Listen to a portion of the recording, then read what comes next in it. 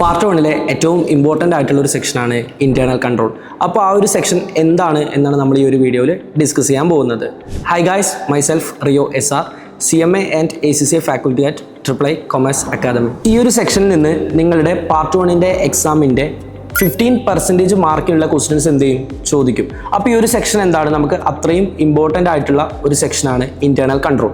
ഈ ഒരു സെക്ഷനിൽ നമ്മൾ പഠിക്കുന്നത് ആദ്യം US-ൽ നിങ്ങളൊരു ബിസിനസ് തുടങ്ങുന്ന സമയത്ത് എന്തൊക്കെ കാര്യങ്ങളാണ് ശ്രദ്ധിക്കേണ്ടത്, അതുമുതൽ നിങ്ങളൊരു ബിസിനസ് റൺ ചെയ്യുമ്പോൾ വരുന്ന നിങ്ങളുടെ കമ്പനി ഫേസ് ചെയ്യുന്ന ഒരുപാട് റിസ്കുകളും ഫ്രോഡുകളും ഉണ്ട്.